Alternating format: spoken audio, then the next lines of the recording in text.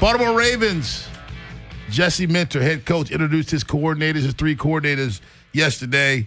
Offensive coordinator Declan Doyle, new, bursting on the scene for the Baltimore Ravens. He talked about his vision for that offense in 2026. The way we want our offense to look, the non-negotiables, are that we are physical, okay, we're detailed, and we're explosive. Those are the three things that are pillars that we want to hang our hat on.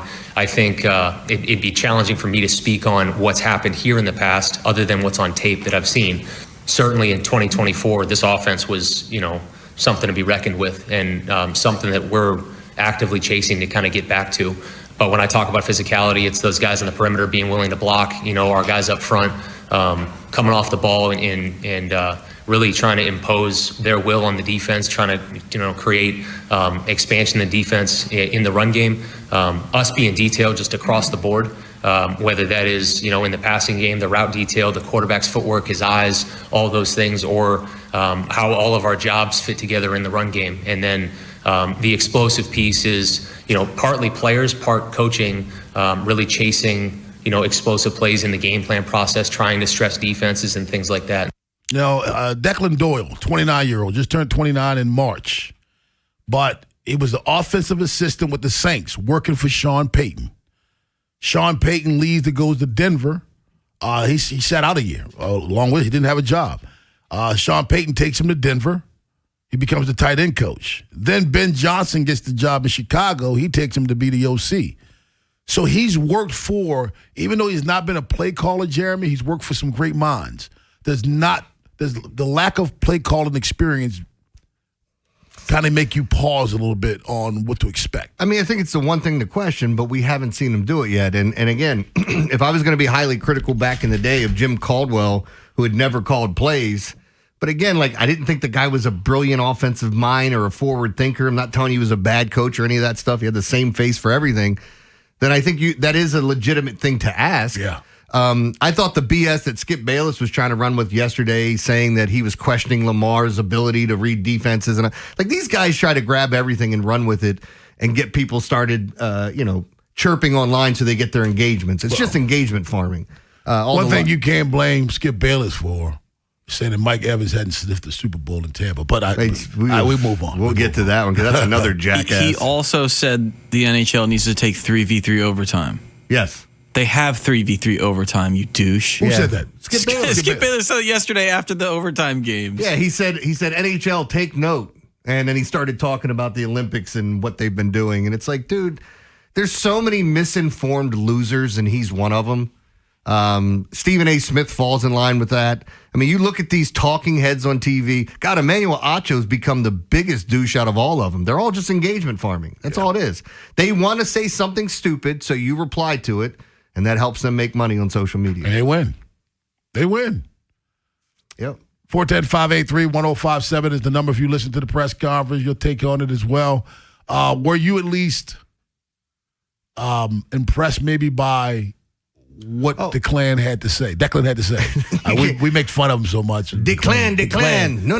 DeCosta. We're going to get all of them. Declan, I thought a lot of the things he said was very forward thinking about what he wants to do with his offense. We played the clip yesterday, right, about explosive plays.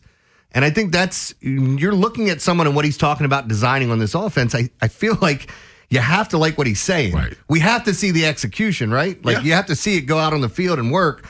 And again, there's still a lot of questions. What's the interior of your offensive line going to look like? Who are your wide receivers? Are you adding somebody in the draft and free agency? Who are you keeping from your team? Like Pat Ricard and some of the other guys. Isaiah Likely's going to be. Are you replacing him with someone either in the draft, which I think makes more sense than free agency? But we shall see. I think there's a lot of things that have to be done, but I like a lot of the things he said. Let's go out to our guy Larry at East Baltimore. What's up, Larry? Good morning. How you doing, sir? Doing well, man. How are you? What you talking about? Offense coach? He don't have much to do. It don't take nobody to figure out to get the ball to Derrick Henry at least 20, 25 times. I mean, fix the offensive line. The only thing I would do, I would have Physicality locked up. Why? For impersonating football players. Did you hear what they're saying he might get on the open market? Physicality? 20-some million over 2 years. Wow. So like 10 a year? I mean, I guess Could this be one of those 2-year deals that's front-loaded and you have the option to release him if it doesn't work out? The man said he had him locked up for impersonating a football player. I hope Harbaugh goes out and spends money on Linderbaum and Filet. Yeah, double down on it and tell us how good it really was last year. Yeah, you got to give Derrick Henry the football though. I mean, not 25 times, but I get the point. I don't know. There's a lot of questions surrounding the coordinators this year. And we shall see. But on the offense, I want to see more innovation. I do. I want to see more. I want to see you being able to deviate from the plan. Because sometimes the plan doesn't work.